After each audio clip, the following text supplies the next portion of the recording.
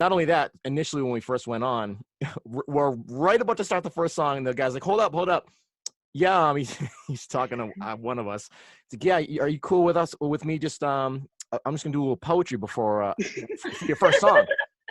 I'm like, I just overheard it. It was like really odd political poetry that nobody wanted to hear. I was like, I didn't know. Like it would happen at one of my shows. Yeah.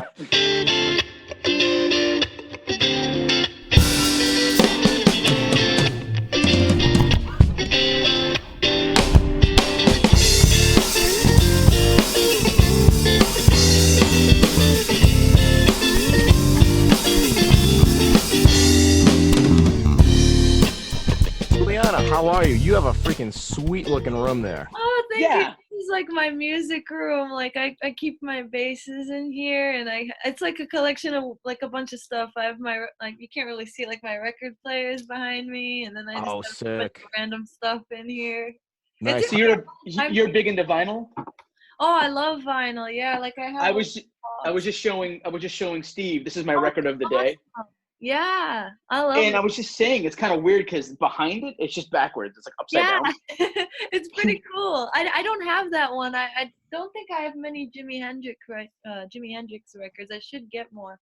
But I'm really into collecting like bootlegs now. Like that's my favorite. Oh, thing. Sweet. Whenever like I find anyone really, like if I just like I have a bunch of Zeppelin and Fleetwood Mac ones that I love to listen to. Because you get like different versions of the same song. That's like my latest thing now. Yeah, I remember like back in my day, cassettes were big. I remember like buying bootleg cassettes were huge. I was like, oh dude, let's go buy some bootleg cassettes. Like you buy live shows from whatever band you're into.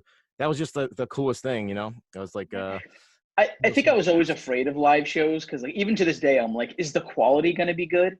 But that's not what it's about. I'm sure Giuliana will agree with me. I know. Yeah, I agree with you. Even if it's like really bad quality, like I don't know what it is. Like you pick up on some stuff and you're like, I didn't hear it that well, but that sounded so awesome. Yeah. It's kind of like Giuliana. Do you are you into that lo-fi kind of sound? So I like people will purposely make it sound all worn out. You know what I mean? I don't know why, but I agree with you. Like I like the way that sounds to me. I don't know. It invokes nostalgia. And there's a whole genre of lo-fi bands out there now. It's just like it's just something about it. It's really cool. I like. I dig it. Yeah, I mean, I feel like lo-fi is one thing, but then like a crappy sound on a record is another thing. Because you can still make lo-fi sound good. Like, I'm not saying I don't like bootlegs. I'm just saying like. I prefer studio albums, What can I say? Derek's not really a true music fan, as you can tell. Okay. He doesn't understand it. I don't understand anything about music. So question for Giuliana. How many basses do you have currently? So I have been collecting instruments over the years. I started collecting when I was like 13 years old. I have 23 bass guitars. Holy shit. Holy crap. And I always get made fun of because I always take, if you've noticed, like some gig pictures of me, I always have the same bass. And people are like, you have all these basses and you always pick the same one. But it's like, you get used to that one bass. But have you named any of your basses? Well, my favorite bass is my Fender Precision bass. I named her Arlo. I thought that was kind of a cute name. I don't know. Arlo? That's cool. Yeah, I don't know. That's pretty cool. Your favorite bass, it's cool. Your favorite bass is the Precision. Any reason why, or is just generally how it feels, the sound of it? So actually, that was the first bass my mom got me because she saw that I was getting really serious about it. And one day she took me to like the music shop and she was like, okay, like pick a bass. I was like, are you serious? No way. I picked the Precision and she's like, yeah, you're really serious about it. So I'll help you out. So that's really cool. Yeah. That's really cool. Yeah, I guess I had to stop myself because every time I go into Guitar Center, like the last time I bought a bass was like I picked it up. I'm like, I'm buying this right now because I played it. It was an Ibanez SR 750 or something like that. Yeah. It was a newer one with Nordstrand pickups. I don't know if you're familiar with Nordstrand pickups. Yeah, I've heard of it's like really sick sounding. I played it through an Ampeg full stack 8x10 SVT, and it was like this sound. That's right. Yeah, I played out of yours once. We played the show at It was the Middle East. Middle East, yeah. Middle Yeah, East. Yeah, yeah. You were kind enough to let me use your rig. I appreciate that. absolutely. Yeah, I love Um, that thing. such It's a hard good. to take sometimes though, because there's too many stairs at the places I play. Oh yeah, I know. That's like the worst Well, place to yeah, load in. because so I actually recently bought a Mark based cabinet. It's a 2x10, and it's Mhm. a I think it's 1,000 watts, and it weighs like freaking 20 pounds for the whole thing. Yeah, So I this, Yeah. also yeah, use mark base like for some gigs that have too many stairs. I yep. just give up and I say I'm going with the mark base this time. I actually just got a new one.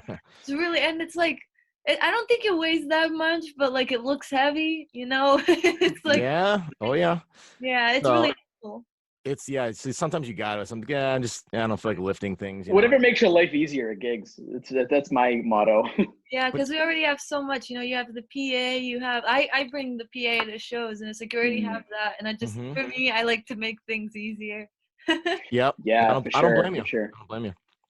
Yeah, we play a lot of shows actually where like they don't have anything at all, like nothing, like zero things, and they're like, "You're going to be in that corner over there, and we have nothing for you." So we're like, all right, I guess we'll just You guys use ever our get the amps. really small corner? Yeah, oh yeah. Oh my God, Julian, have you ever played at the Pickled Onion? No, where is it? That sounds fun.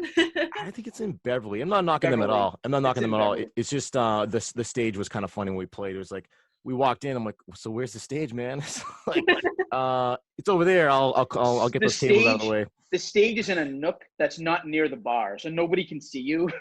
Really? So it's like you're playing to Where are you coming nobody. from? Yeah, So we don't yeah, play there very often anymore, but yeah, I'm sure you've had those tons of those experiences, Giuliana, where we played Yeah. a gig, and it's just like, is this really where we're playing? yeah. I can't remember off the top of my head, but I know there was like some that are like, really? We're playing it like it's like this can't be a Or stage. how about Brody Seaport in Salem? Like you just play in the middle of the floor. Yeah, yeah. Right where you Oh, walk in, there's like every time someone left, there was like a gust of wind. Just Yes. it was in the winter too, so I was playing bass right next to the door.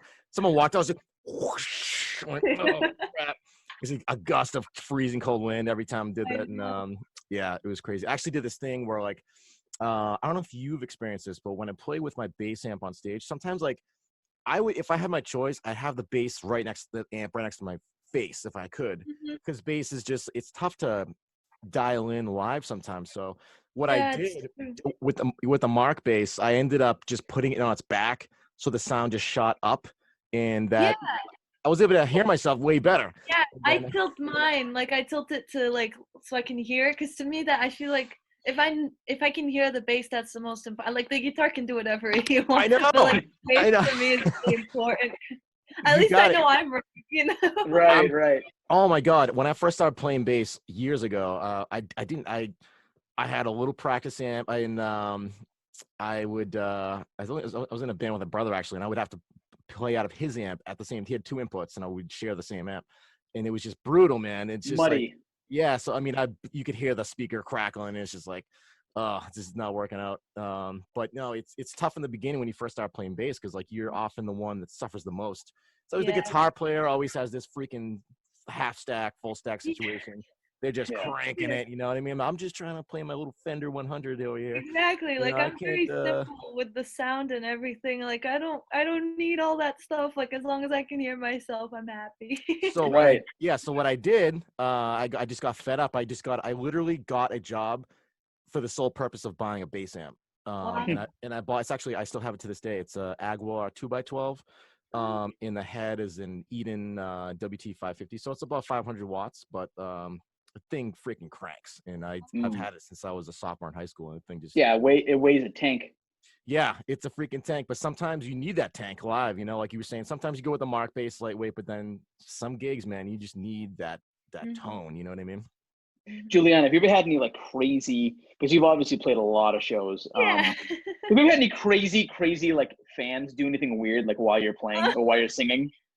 Yeah, I've had my fair share. I've had people come on stage and grab the mic, and Oh my god. I'm very easygoing. I don't get mad very often, so I'm like, yeah, it's cool to have fun, but I'm also playing.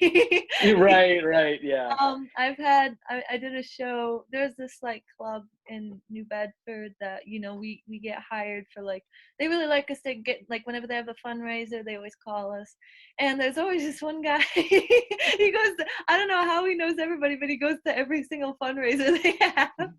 And people, they probably drink too much or whatever, and they just, Yeah.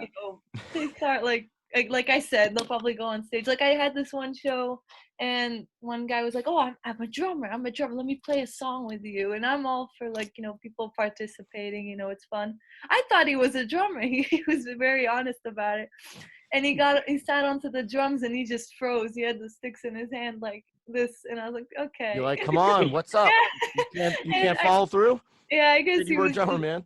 Yeah, I guess he was just joking, but I've seen some funny people at shows. It's fun.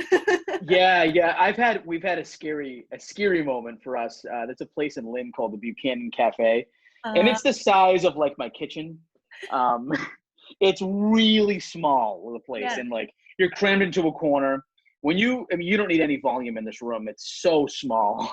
But anyways, where I'm standing, there's an ATM machine right next to me. So people are going up to the ATM. They're literally touching my elbow. That's how small the place is. Wow. And there's always these like bikers there, like these like crazy bikers who were like all like chilling at the place. And we had this one guy who was like 500 pounds. He had a ring on every finger, and every ring was like just so big. It looked like me, Yeah, well, in his case though, like I love rings, but like each ring was like it weighed like 40 pounds each.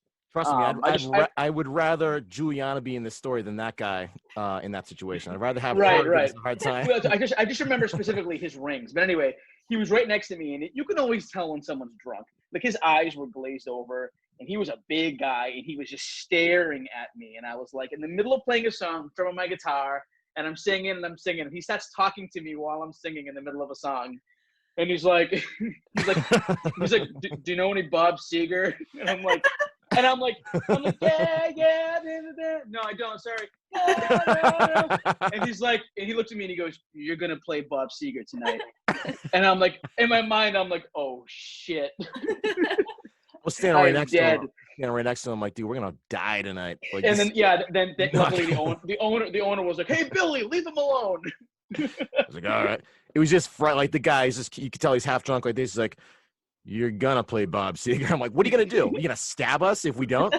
Like, what? You never know, though. Some people are like, you don't know who they are. Exactly. No.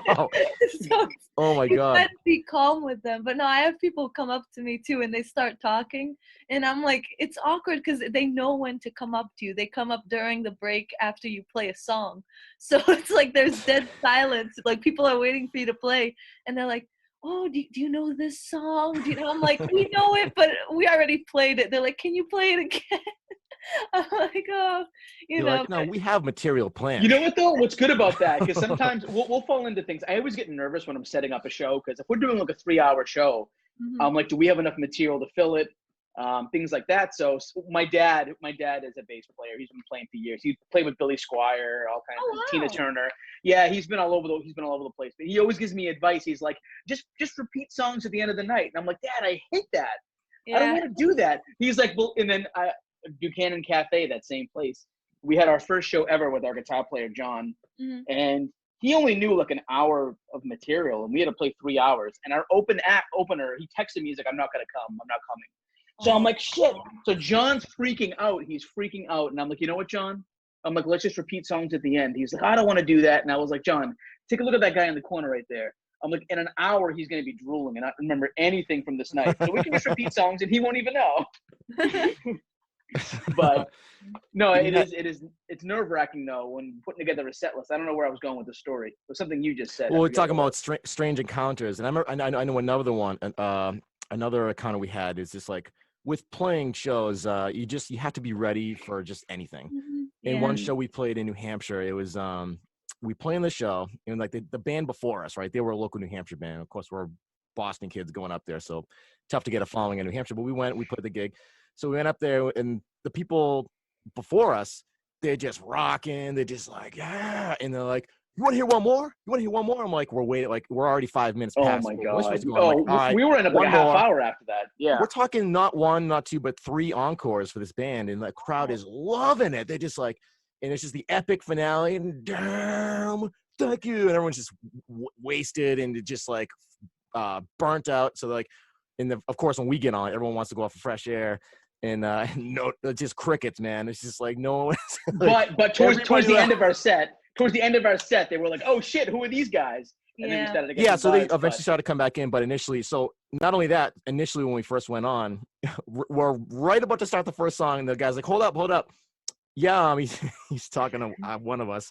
He's like, "Yeah, are you cool with us, with me? Just I'm just gonna do a little poetry before for your first song." I'm like, I just overheard it. it was like really odd political poetry that nobody wanted to hear. I was like, I didn't Sounds know. like it would happen at one of my shows. Yeah. This guy's like, kill the war machine. I just weird, like, I was just playing. I'm like, what are you talking about? Like, who is this guy? He looks like a wolf, like a werewolf almost. I think his name. I remember his White name hair. being. I think his name was El. He's like, "Hey man, I'm Elmo." Weird name. Elmo. Elmo? Like, is this guy even real? Is he a hallucination right now? I don't know, but yeah. Oh, speaking of what you said about like people coming up to you like after a song, like I remember after a set, I'm like sweating like a pig. I'm drenched in sweat, and people come up right up to my face, and they're like, "Oh my god, that was great!" And I'm like, "You don't want to be anywhere near me right now." People come try to give me hugs. I'm like, I feel like I just took a shower. Don't touch me. I'm not trying to be rude. It's for you. It's for you. Yeah, I'm just like, you don't want any of this right now. It's just like, dude, just give me like 15 minutes to, deep drive. So, Oh, what was that? No, go ahead. I was just gonna say, like, I remember, like, before the virus happening, like, it was just starting, and people were, like, always coming up to me, handshake. I'm like, oh, no, I don't want to get sick, It's, like, the same thing. Yeah. I remember those times. I remember I'm those. very the times before the virus. Yeah, that was like the long ago, the before times. That was BV, before virus. I can't really imagine life like outside my house anymore. It's just like, what, you go out now? Like, I don't I've been home for almost 3 weeks, and I've been outside 3 times, and all 3 times I was like, this doesn't feel right. I'm right back inside. Oh man, yeah, it's so strange for sure. Giuliana, you play a lot of different instruments. You play bass. You play guitar. I've seen you play guitar and stuff like that. You play piano. Yeah. Do you have a dabble in drums as well? I used to have, I still do have a drum kit. Like there was a time when I was like into drums, and like I don't play as often anymore, but like I like to study rhythms and stuff. I love to like read about it and like just listen to stuff on YouTube. But yeah, I love to like learn new instruments. I want to know as much as I can, just so I can, if like in stuff, people like. Yeah, I saw that you have a theremin now. Yes, I do collect some theremins. I have 3 now. You have 3 theremins. What? Yeah. I'm coming over right now.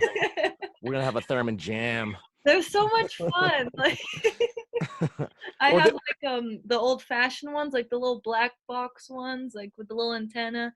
And a few months ago, I found one at like a Guitar Center, and it's like over there. It's like a futuristic kind of one, and there's like a volume thing, so you can do like some cool stuff with it. They look so friggin' hard to play. Like I see people doing it, and they're like, if you're off by like that, it's just it's gonna be sharp or flat, So it's like you gotta go. It's just like it's really hard. Technical. Like I'm not very technical like those people. Like I just I just kind of do by ear, Right. There's like proper hand position and stuff that are like this, like sign language. Yeah, it's like some people are doing some weird stuff with it. It's really cool to watch, though. That's cool. You should make a video or something. Do like a private, like a separate playlist of just Giuliana on theremin. Yeah.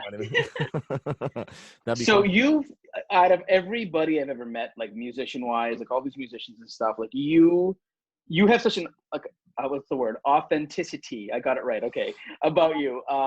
It feels like you should have been born like or grew up in the 60s and 70s, obviously. And my taste in music is literally 60s and 70s. Like that's my taste in music. So when did you know that you were just going to be into music? Was there a time you remember like this is it? Like music's for me. Yeah. So growing up, my family wanted me to be a classical pianist. So I started taking lessons at age 5. And they put me in the Rhode Island Philharmonic. So I was taking lessons like every Wednesday. I would go, and I was a part of the youth orchestra. And that's all I did for years, like until I think age 11.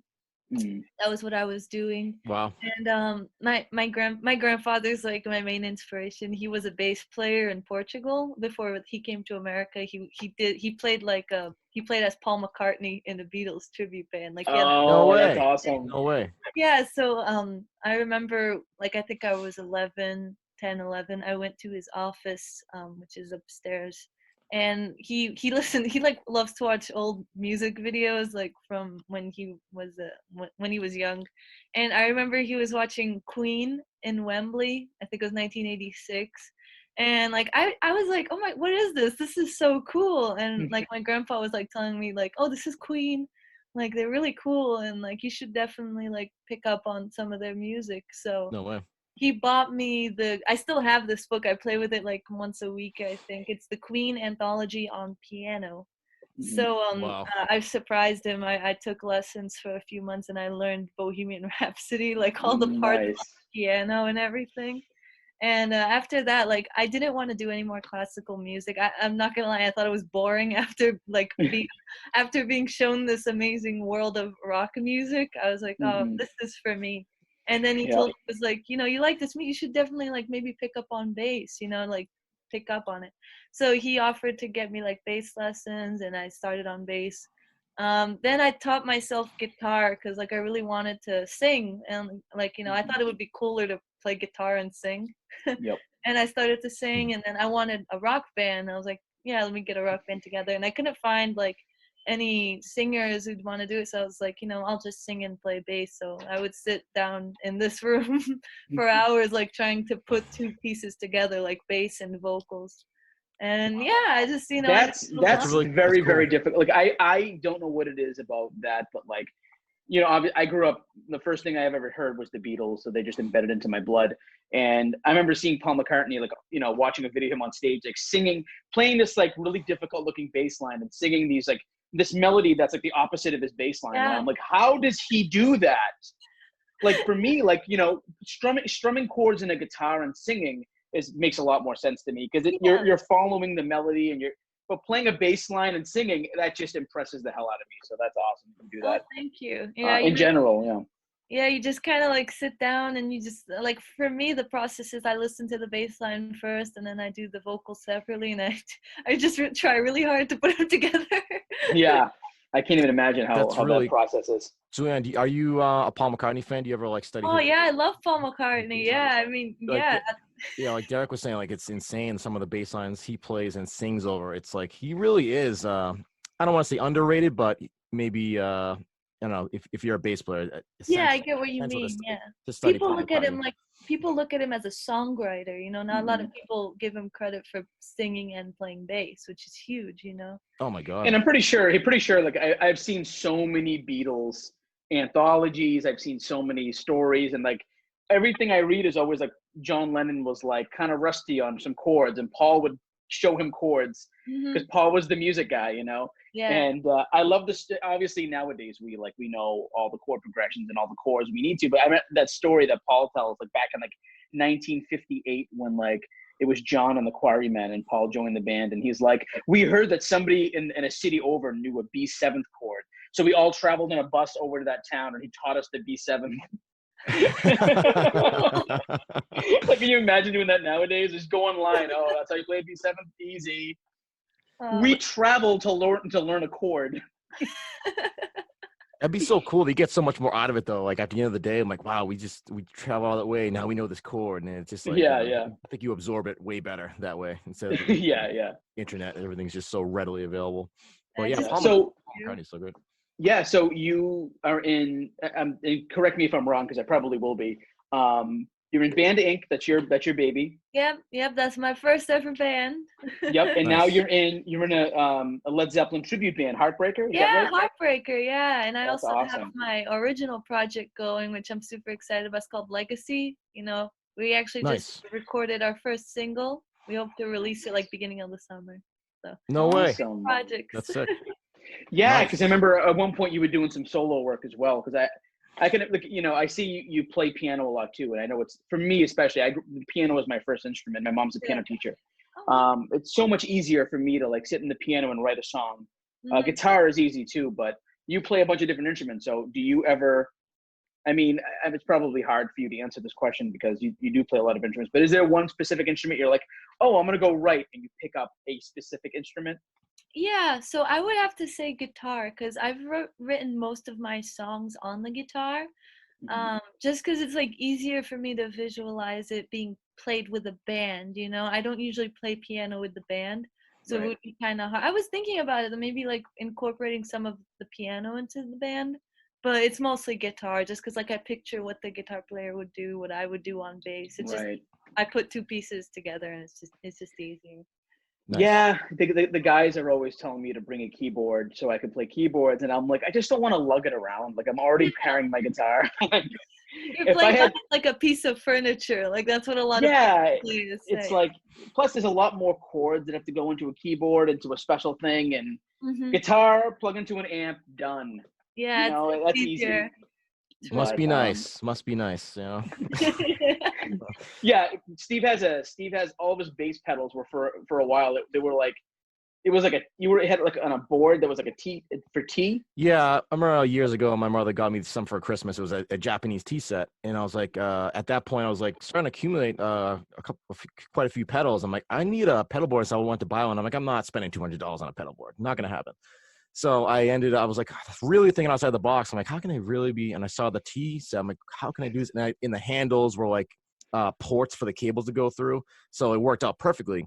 And then I bought more pedals, and I outgrew that. And now I use this giant black briefcase. I think it was originally intended for some like sales presentation material with like memory foam in it.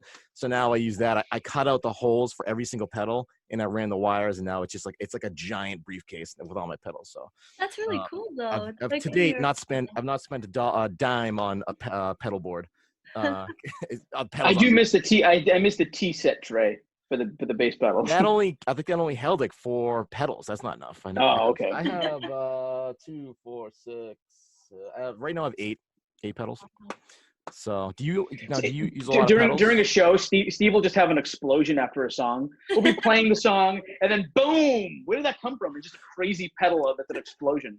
Julia, are you into pedals, effects, and stuff like Yeah, that? With so yeah, with the bass, I like to hmm, play with some pedals. I do have this old electro harmonics. Is that what it is? oh Yeah. yeah, I can never remember the name of it.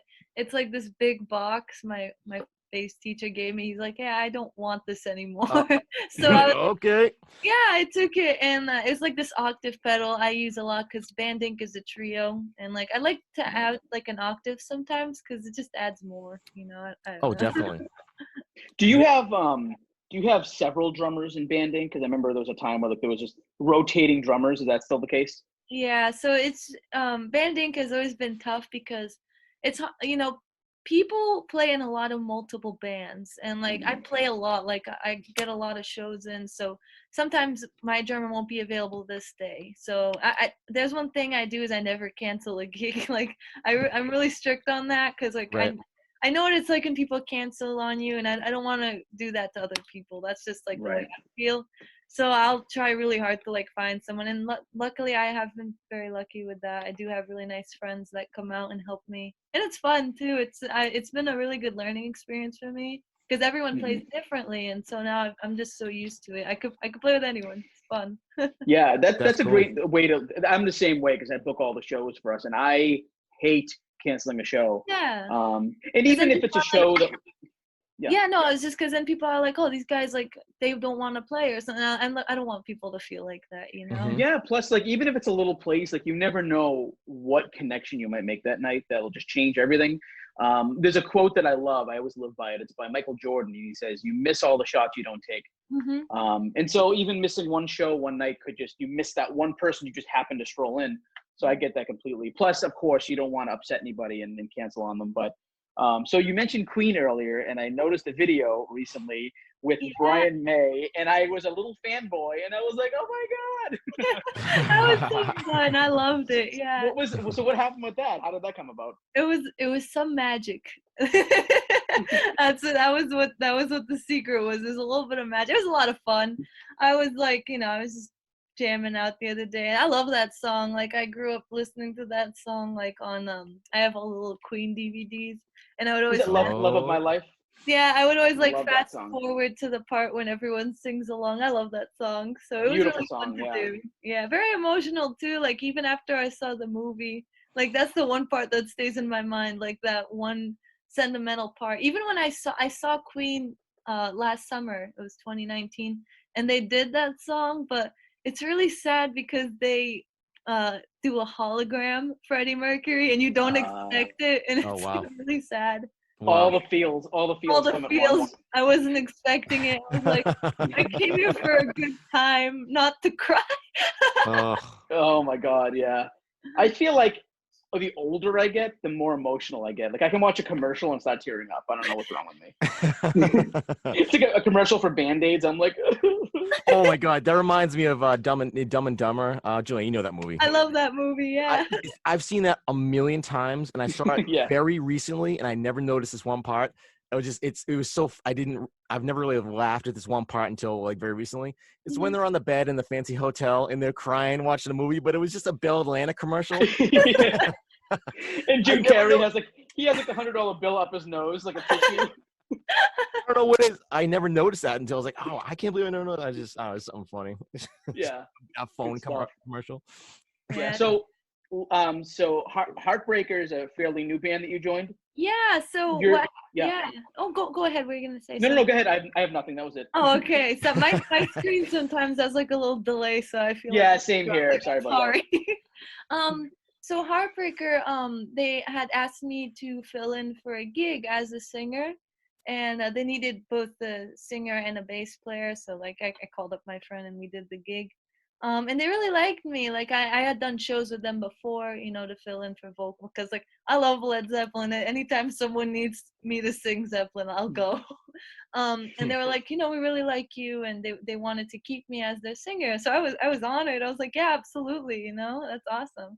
So now Nice. I'm in that band. That's Nice. great. So now you have to figure out Band Inc. and Heartbreaker and how you're gonna mesh the two Yeah. schedules together. Yep. I was actually just working on that the other day because I have a Google Calendar going. Like I put all my stuff in there, and I let them know like what days I can and can. And luckily they had shows already booked, and I was available for them. So there's no problem there. I'm super excited. Awesome. Where do you So guys? is there? Okay, I'm Steve. sorry, Derek. I was just gonna say. No, Steve. No, go ahead. I was gonna say, where do you guys usually play? So What cities the and stuff? last gig we had was in the New World Tavern in Plymouth, Mass, and Okay. that was like the first official show that I did with them, and they play at Venus 3, I believe the name is. Okay. I've never been there, so I'm not sure. And Cool. they do like Greasy Luck in New Bedford, which is a really cool venue. Nice. And they do I believe it's a cruise that they do, which I'm super excited. I've never been on a cruise. I don't know. Awesome. These days, I'm good with cruises. Well, Really?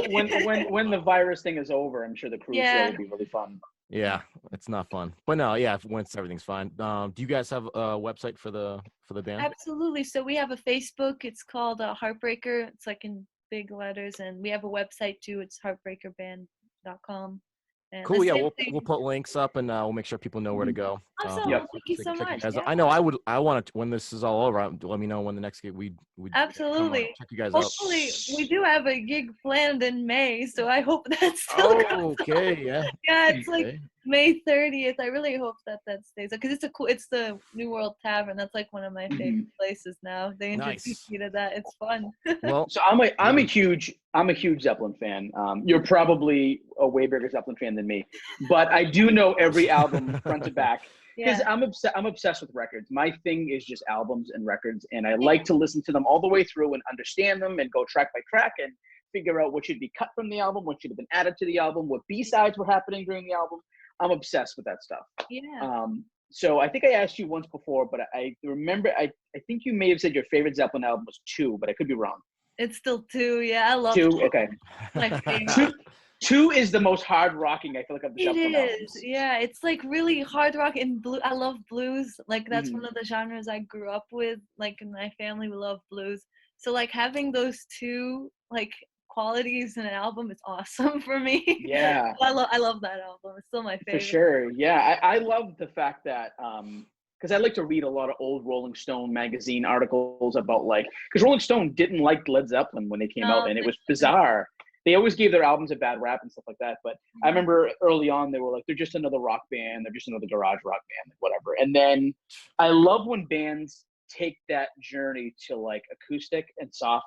And that's like a whole different element to a band. And Zeppelin, and they did some stuff like that on Zeppelin 2. And I'm pretty sure Black Mountainside on Zeppelin 1 is considered acoustic for sure. But Zeppelin 3 was like the first time, like the second half of the album was like almost all acoustic. Tangerine, That's the Way, Tangerine. Brawny or Stomp. Like all those songs are so like, oh man, like it's a different element to Led Zeppelin. And I love when bands do that. Like, anytime I go see a band and they're like the three, 4, or 5 songs in a row, just hard rocking in your face, eventually you're like, okay, like just drop one down, just to kind of like make things mellow for a bit. And Zeppelin always does that for me, where I can just like listen to the hard rock songs and it goes into this like really pretty one, and I'm like, ooh, I needed that. Yeah. And I'm sure they know how to like add. I don't know how to say it, but they know how to add feeling to like someone listening to it. Like you could be like listening, like as you said, you could be listening to this really hard rock song and really feeling it. Then they transfer it to something really mellow, and I don't know. To me, like that's the way. Whenever I hear that song, I just feel really peaceful, and I'm like, that's it makes you feel something, you know. Yeah, for sure. Yeah, I was gonna say, for me, I got into Zeppelin in like 2003 when that DVD came out. It's like a desert on the cover, and it spans I have that, yeah. It's like a compilation of all the shows from 1969 to 1979, like Royal Albert Hall, Madison Square Garden, Earl's Court in 1975. Have you seen that, Giuliana? That Blu-ray DVD? I'm not sure I have that DVD. Oh my God! I've seen it like on Amazon on things that you might like. Yeah, yeah. Got it. You will definitely like it. I can vouch for Amazon. Absolutely, I think I might get it. I've never got it. Surprised. Oh my God! Yeah. See, that's like how I originally got into Zeppelin, because when you say "That's the Way," Going to California, that's the first time I heard those songs on that DVD. Was the live versions, and like especially Going to California, that acoustic set they do. When they do that live, it's freaking amazing. What they can get, what it sounds like. You know what's funny? Go ahead. I'm sorry, Giuliana. Go ahead. Oh no, sorry. So yeah, that's the silly delay on this thing. It makes things weird. But we need a Jeopardy buzzer. You buzz in when you want to chime in. There are some songs, yeah, right. There are some songs where I can go back and listen to them over and over and over and over and over and over again. But there's some songs, very little songs, that I have to like skip back to the song so I can hear a moment. Yeah. Because it gets my adrenaline going. And in the song 10 Years Gone, when Jimmy Page gets into that guitar solo, it like, oh my God, it like hurts me. And I have to like rewind it and go back to that first note he hits, and it's just so like, oh. Oh my God. It's like a really satisfying feeling, because it's like that one note and then it's like everything just goes down. Yeah. It's awesome. Yeah. Yeah. If there was a band for me, like I would say like my favorite band of all time is the Beatles, because of what I've been through with them. But as far as bands that have like the greatest lineup of musicians, it would be Led Zeppelin, hands down. Like every person in that band might be at the top of their list for each instrument. That's the way I feel about it. Jimmy Page, I know it's arguable, but I think he's obviously one of the greatest guitar players of all time. John Paul Jones is like the secret weapon of that band. He's like, and he's very the bass player, very underrated, great bass player. And then when he brings out the organs and does stuff like that, no quarter, like, oh my God, come on. And then of course John Bonham. I mean, for me, he's got to be in the top 3 drummers of all time or something like that. And Plant, of course, one of the best frontmen of all time. And I love the fact that his voice sounds so much different than how he sounds when he just talks. Yeah, he's so English sounding. He's like, yeah, we wrote the album and it was very good. We enjoyed it. And then he's like, it's very accurate. Yeah, but that's spot on. I don't know what my favorite Zepp. You know what I do? I think if I had to choose my favorite Zepp album, I think Houses of the Holy is my favorite. But it's like one of those things that changes every day. Yeah. Right now, I think it is at this moment, but it might change tomorrow to something else. What's funny because Houses of the Holy isn't even on that album. Yeah, it's on Physical Graffiti. I got that from you. Yeah. Yeah. Oh, really? It's weird how they did that. It's funny and it's annoying at the same time. It's like, it bothers me. It's like when somebody will, like, here's the thing with me. When I look at the back of a cover of an album and I see all the tracks and some of the words just shouldn't be there. Like, for instance, like track 1 is called two trees. And I'm like, now how come that wasn't track two? It says the number, it Yeah. says the word two. And like, that drives me nuts, but I've gotten over it. It's some OCD that I have about like track listings. Yeah. He Be there. Yep. Yeah, we did the album Mariana, and we have this song called Liquid Intelligence. There's always this like prelude thing we do. I forget. I don't even remember the name of this. It's It's called like Illusion. Illusion. It's like a 60-second intro to Liquid Intelligence, and it's on the album and everything. And he's like, "Oh, it just doesn't feel right. There's that one song, and just Because Liquid Intelligence should have been the second track on our album. no." But it's not. Illusion is. Liquid's number 3, and it still bothers me to this day. Like, I stay up at night, like I'll wake up and be like, it shouldn't be track 2. He wakes up in a cold sweat. Illusion. Music matters that much to me sometimes. The track listing of an album, it has to look right, it has to feel right. You have to put a lot of effort into it. Yeah. That's the way I feel about it. You know, you have to like it so that way everyone else, if you like it, then you feel like you're happy with how it's gonna turn. Right. Mm-hmm. Yep. Absolutely. So are there any songs that Heartbreaker will be doing or is doing that you've never done before that you have to like pick up? Well, I know the song. It's just I've never done it live. Like 10 Years Gone. That's one song we've never done like with Band Inc. or anything. And we did it, and I was like, wow, I'm singing this. Like usually I'm just listening to it. But I think that Custard Pie is like another one. That's a song that I love to jam to. Is that some of the songs? I forget what the riffs are. Is that the one that's like? It's like. Is it something like that? I know the verse is like 2 and a piece of your custard pie, and after it's dun dun dun dun dun dun dun. Yeah, dun dun. Okay, yeah, okay. That's what I thought. I had to like think it, the way I have to remember it is like I have to think of how the verse goes or how the chorus goes, and I don't know. Work backwards from there. Start backtrack. Yeah, on that second side of the album, I used to always back in the day because I didn't know the songs and I don't know what my problem was, but I used to skip over Custard Pie and the Rover and go right to Down by the Seaside and start I used to start at Down by the Seaside and go through it, and now I'm like, why did I skip over Custard Pie and the Rover? Like those go great songs. Like, oh man. That was like what a waste of time. Getting into Zeppelin. Like there were some songs that I would skip, and I was so dumb. I was like, these songs are so good. I was like 12 or something. I don't remember. Yeah. But now I listen to them. I'm like, all those years I could have listened to these great songs. Right. Now, do you consider Coda to be an album, or is it just a collection of B-sides? You know, I never. No one has ever asked me that. I don't know. I kind of consider. Okay, I feel like. I don't know, like I have it on vinyl, so I always thought of it as an album. But you're right, it is like a collection of like recordings and stuff.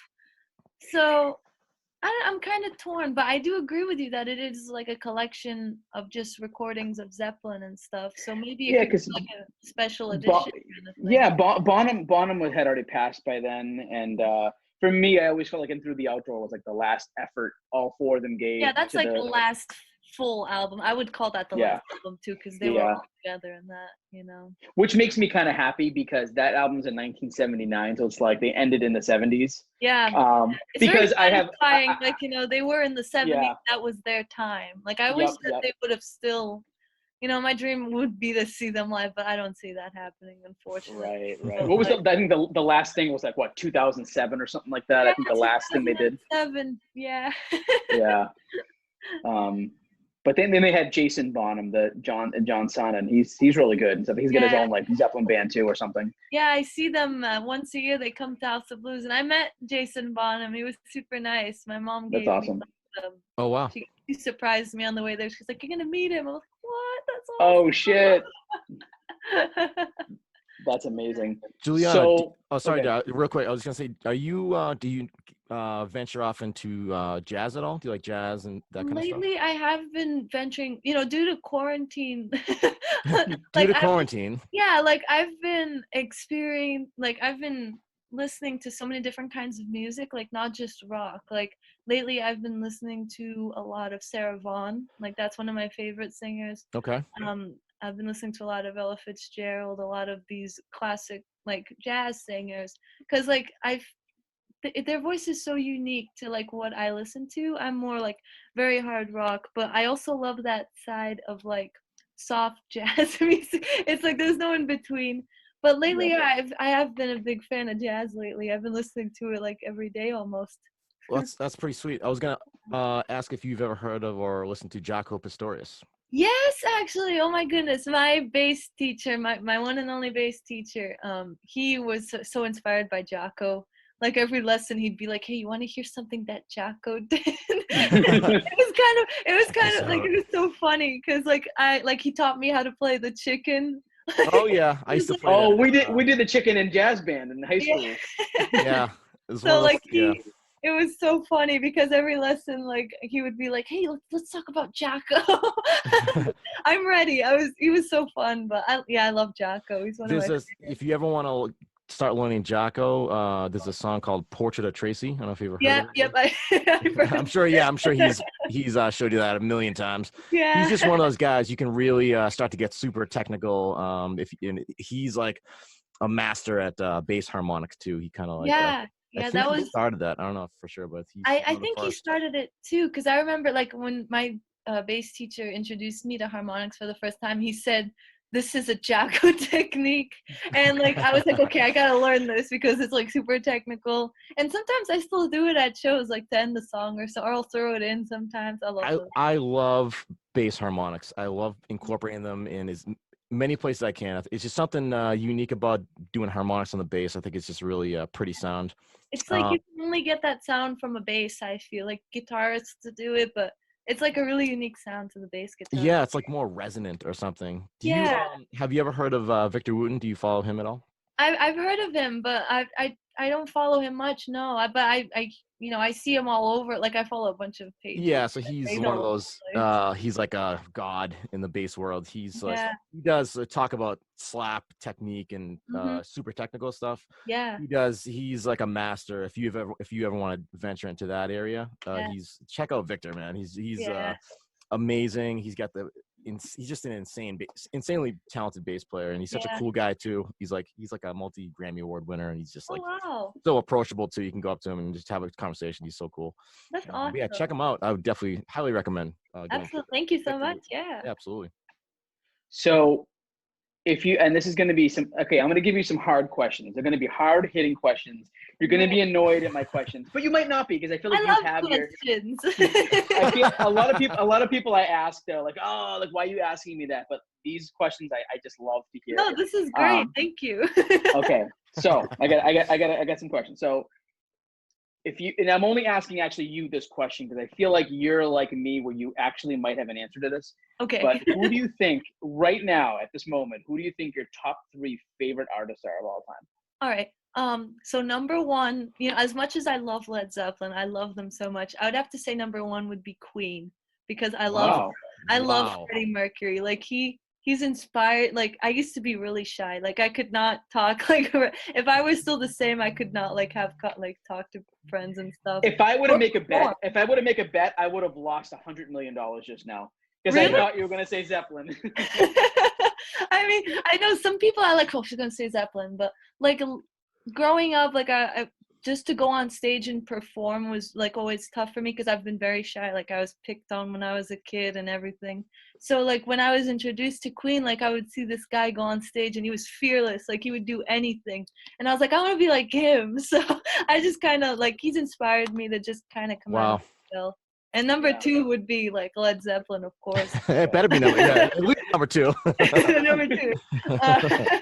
It's funny, like some people don't expect that, but I didn't expect that. I even brought my little Freddie mug with me. Oh wow, wow. And number 3, I would have to put Fleetwood Mac, just because like it's really cool. Like growing up, I would listen to like my mom was a huge Stevie Nicks fan, and like just to see like a woman like in a rock band was like really inspiring to me. That's why I did like Legacy. Like I don't play any instruments. It's just me on vocals, and she's inspired me so much. I saw her like last year, and I dressed like her and everything. I had my little top hat. Nice. Yeah. Nice. She has a really cool like just. I mean, I think of the word gypsy. Yeah. You know what I mean? Yeah, an awesome But style to her. Yeah, she's great unique. style. Yeah. Yeah. Yeah, Fleetwood Mac is what's funny about Fleetwood Mac, and this is I'm probably one of the only people to go through this, but my dad grew up with all those bands and stuff, but he knew Fleetwood Mac way better before they were the popular Fleetwood Mac. Yeah, with Peter Green and With Peter Green, yeah. Mhm. So he would always tell me about how good of a guitar player Peter Green is and stuff like that. So I had heard all the bluesy Fleetwood Mac stuff of the '60s, and then later in life, I was like, wait a minute, this isn't Fleetwood Mac. This is Fleetwood Mac with Stevie Nicks and Christy McVie and Lindsey Buckingham and stuff like that. But I like both versions of the band's great. Yeah. But obviously the more popular one is with Stevie, and I think it was Christine McVie. Christine McVie, yeah. I feel like she doesn't get enough credit to be in that band because she's really talented. I mean, she helps bring she brings the band together with she's multi-instrumental. She's great. I mean, she plays like the keys and then she's doing like some cool little percussion stuff. Yeah, and she writes a lot of the songs too. I was looking at the track listing. I'm like, she wrote a lot of these cool songs, which is really cool. I think my favorite Fleetwood Mac song, man, I can't think of the name of it, so this is embarrassing. It's my favorite song. Gee, what's my favorite song again by Fleetwood Mac? What is it? No, I like The Chain. The Chain's good. But what's the other one? Lindsey Buckingham sings it. The guitar, the cool guitar thing. No, Albatross. That's Peter Green. I'm talking about Lindsey Buckingham. I'm gonna use the bathroom. No, I'm just kidding. Shut up. Hold on. I know it's in my book of 70s right here, so I gotta look it up. I was prepared for you, Giuliana. Book of 70s. I like that. I love it. I have the 60s and 70s. It's the top albums of all time. Rumors. There we go. Oh, Never Going Back Again. Never Going Back Again. I love the guitar thing. Yeah, well, it says right here the #1 album of the 70s as far as sales is The Wall by Pink Floyd, but #2 is Zeppelin 4. Yeah, that was a really as far as sales go. Yeah. And then of course the 60s, the White Album is the #1. Which surprising because the White Album doesn't have any singles off it. Wow. It's just like an album. Surprising. Because I know Zeppelin for a long time, they wouldn't for early stages they would release like Whole Lot of Love as a single. Yeah. But then later on they weren't doing singles at all. It was just like, here's our album and that's all you get. Yeah, they were very strict about that. I think that was like Jimmy Page's thing. He's like, no, we're releasing the album. Just I love that though. It's artsy. It's like this is the package of songs we're giving you, so this is it. Yeah, because you don't expect things like if you say like, oh, this song, like let's say if they release Stairway to Heaven, like they would say, oh, this album has Stairway to Heaven, so like people have like these expectations of what it's gonna be like. They just throw it to you. You don't know what's I love that. That's really cool. Yeah, and I'm sure Stairway to Heaven would have been a disc jockey's nightmare. Yeah, it's like 8 minutes. But so Queen, Zeppelin, Fleetwood Mac, solid 3 choices. Yeah. I mean, Good. right now, I would say. Yeah. Okay. Yeah. All right. So if you specifically, well, actually, that's a weird question. You, or we'll say Band Inc., because Heartbreaker is a tribute band, so it's different. If you are Band Inc., or is Legacy, I'm assuming Legacy also, you guys do original stuff? Yeah, the Legacy is all originals. That's all we do. Like, okay. Band Inc. is covers and stuff like that, you know. A lot of fun. I would say, in general, I would say if you had to pick one artist of all time, history from the beginning of time, you were going to open for this band one night, who would it be? I would have to say Led Zeppelin. Because those shows, like, if you see videos and pictures, like, they were so much fun. I would love to be a part of that. Like, you know. All right. So like, I think I won my money back in that form of bet. But like, I want to interject here. If you couldn't choose Led Zeppelin, okay. You couldn't choose. That's fair. If I couldn't choose, yeah, you know what? Maybe I would. Yeah, I gotcha. Yeah, I'm picking from my, like, I'm gonna have to stay with my top 3 and probably stay with, but like from a certain time period, I would pick like Queen, early 1970s, like 75, like around that time. Okay. I don't know why. Like lately, I've been watching a lot of live videos that people, like bootleg videos that people have taken of them, and like their stage performances were so awesome. Like I would have loved to have been a part of that. Just like the way they would dress, like they had these amazing outfits, and just like having a massive grand piano, like in this, like to me, I would love to have been a part of that. I don't know. Oh, Think yeah, about like absolutely. Freddie Mercury, like how ballsy he was. Like he had long hair, and Yeah. then one day he's like, "No, I'm just gonna cut my hair." I feel like that was almost unheard of in the rock world. Like Mhm. a lot of like front men wouldn't just go from this to this, and he was just like he's so confident that he's like, "I'm gonna cut my hair short and just do the mustache thing." I And I think thought you that can was think pretty of a cool. decade too, like 1980. That was it. It was the mustache. Like Yep. that's awesome. He's like, it's a new decade. It's a new me. Yeah. New decade, new me. Love that. That's Just amazing. everybody wanted to be looking like a state trooper in the 80s, I guess. I don't know. Yeah. That's great. Yeah, I know he does look like a state trooper. um, let's see. My next question. Okay, so this goes beyond music a little bit, but you can still pick music people. Yeah. If you could have dinner with any three people in history, and this is a tough one. I know everyone's always like, "Why are you asking me this?" But I would say, like, I know people probably change their minds the next day, but I'm saying, like, in the moment, who do you think you pick for the three people to have dinner with? So can I pick someone from Led Zeppelin? Yeah, Absolutely, yeah. absolutely. All right. Like, Yeah. Okay. Okay. so even though I'm a singer and all, I have a lot of respect for Jimmy Page because growing up I always wanted to be a lead guitarist. Like that was my dream. Like I wanted to be a female leaded band playing lead guitar. And like I always thought that like I would give up so much time trying to do it, and I didn't have as much passion in it as I did with the bass. So I just Mm. stuck with bass. But I would always want, like, I have questions, like, I'd want to ask Jimmy Page, like, how did you learn how to play guitar? Like, just through a book. Like, he didn't even have lessons. He just learned through a book. And If it was me, I would go right. I would go right beyond the music. I'd be like, okay, Jimmy Page, you bought Aleister Crowley's house. Why did you do that? What the hell's wrong with you? And what happened there? That'd be the Yeah. first thing.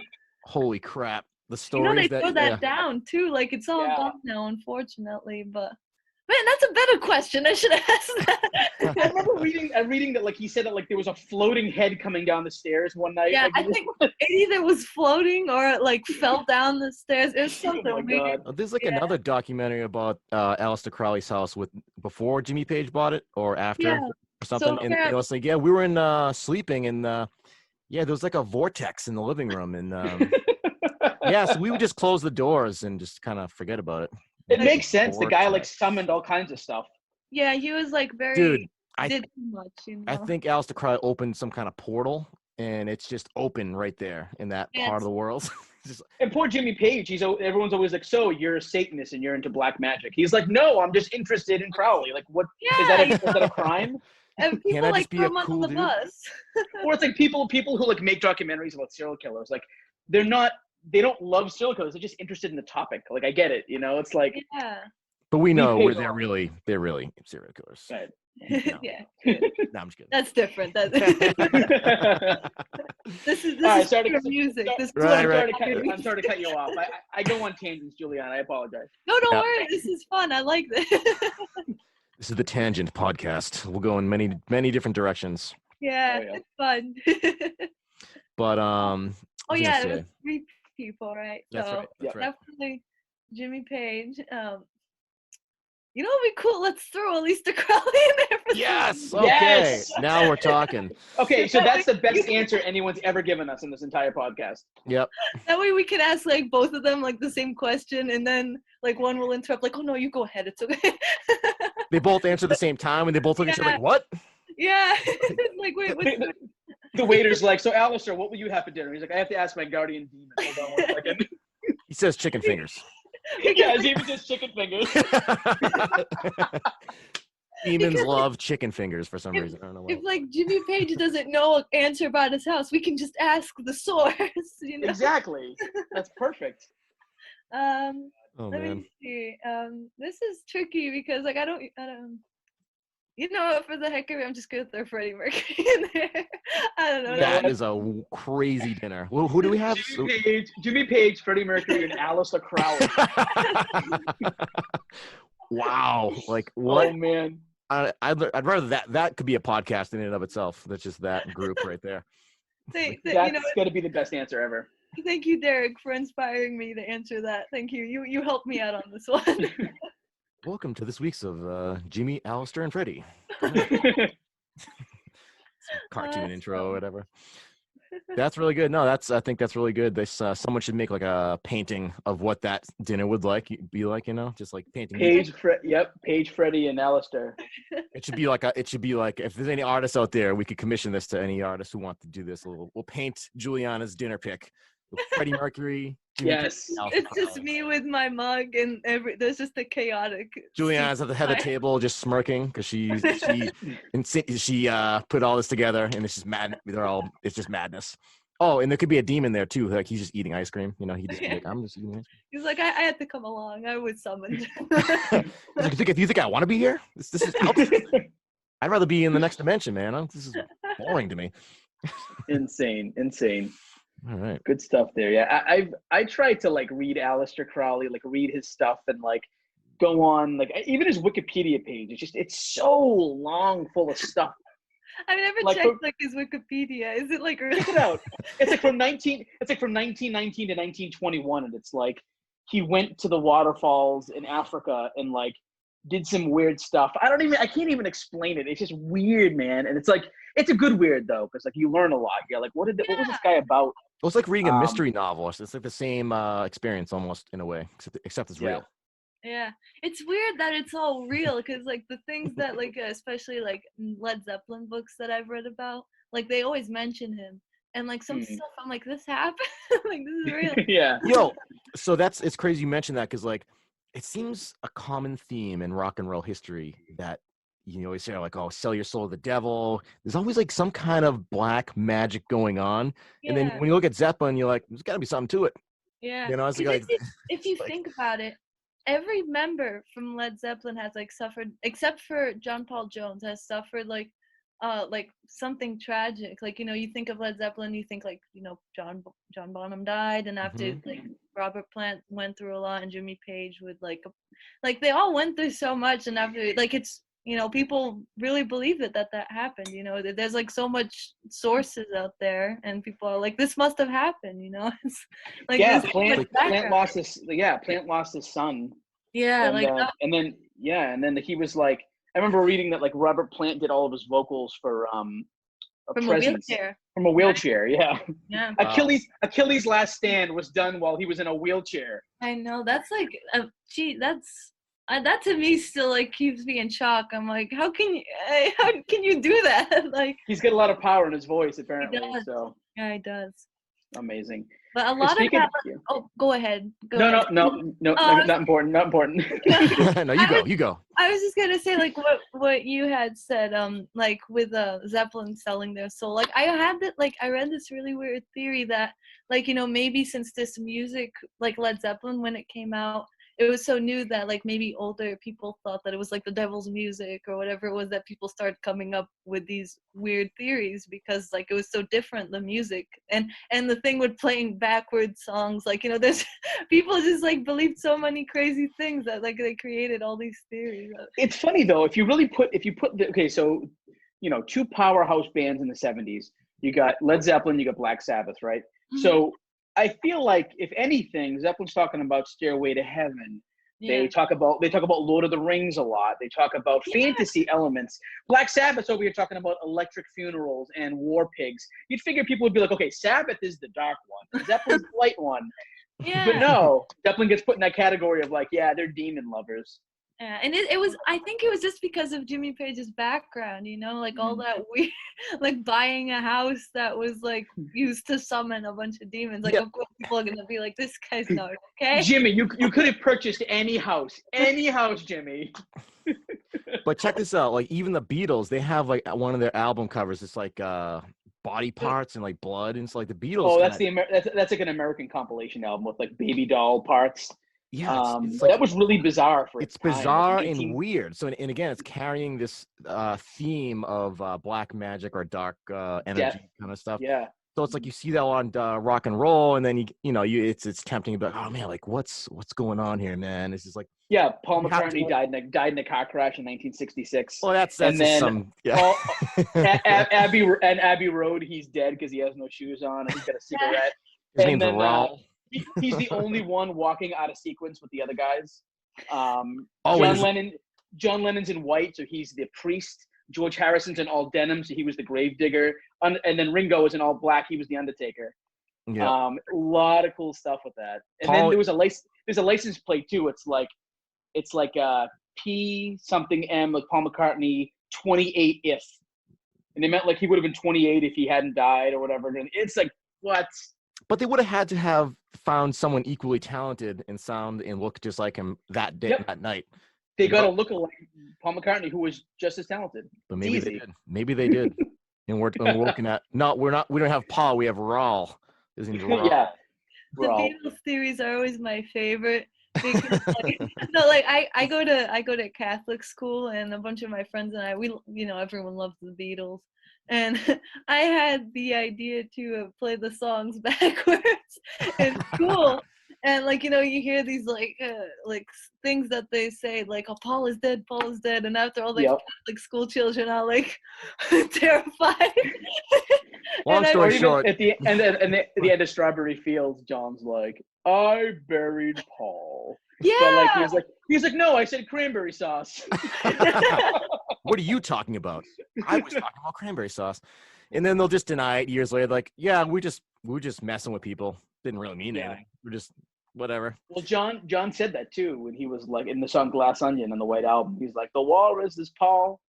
And it made everybody like, "What are you talking about? What do you mean he's the walrus?" He's like, "I just wanted you to start thinking crazy stuff. Like, you know what I mean? Like, I play with words. Here it is, you know." That's really smart though, because then more people want to listen to it, and then they get more even if they are messing or not. But that's really funny. I think it's marketing 101. You create a buzz for people to talk about. Marketing 101. That's all it is. They knew in the 60s. If you know millions of people are going to hear your record, millions of people, then you put something in there that's going to confuse them for decades.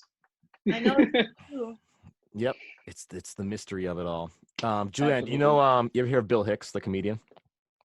No, I haven't heard. He's a comedian. He's popular in the 80s, early 90s. He died early 90s, but he has one of these bits. He's a huge Zeppelin fan, Beatles fan, and one of his bits. He always talk about people playing records backwards, and he's like, "Yeah, I keep hearing about these people. You play record backwards, and you hear the devil." And he's like, "I got news for you. If you play records backwards, you are Satan. You didn't look any further. You are the devil." He's like, over his friend's house. He's like, "Yeah, check this out." It's like, "Satan is Lord. Satan is Lord." He's like, "You're ruining my needle. What the fuck, man?"